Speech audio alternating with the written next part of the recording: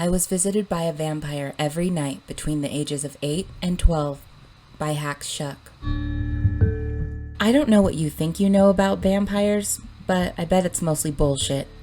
My vampire was small, strangely ageless, and wore simple things like t-shirts and slacks. The gender was unclear to me, but it somehow seemed to veer towards female, so I'll refer to her as she. She made no sound at all, except for when she spoke, which was seldom. She'd pass straight through my wall as if it weren't there. She glided gracefully, like a kite that's escaped. Before starting to feed, she'd swirl above me 4 or 5 times, like a dog before it sits. I'd be paralyzed all the while, from the neck down.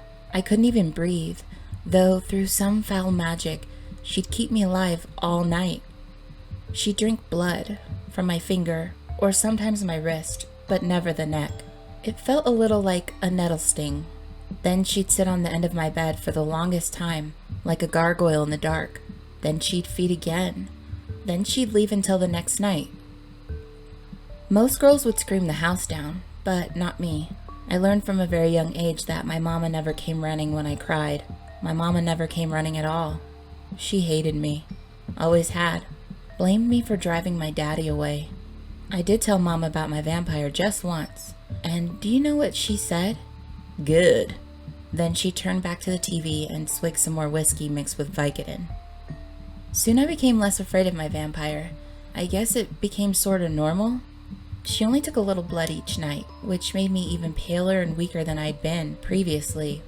And I was always sickly from malnutrition, but no one noticed any change in me. No one really noticed me at all. She must have taken a shine to me for about 6 months in.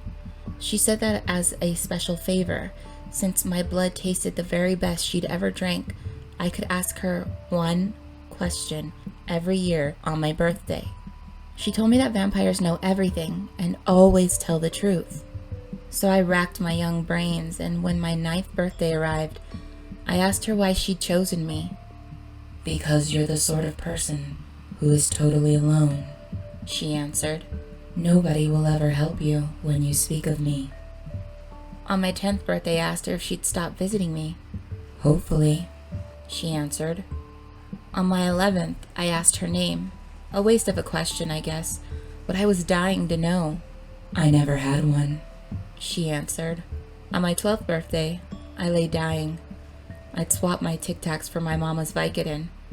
My words were slurred when my vampire arrived. Is there an afterlife?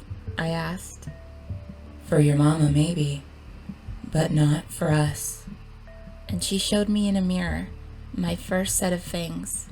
I'd never seen my own smile before.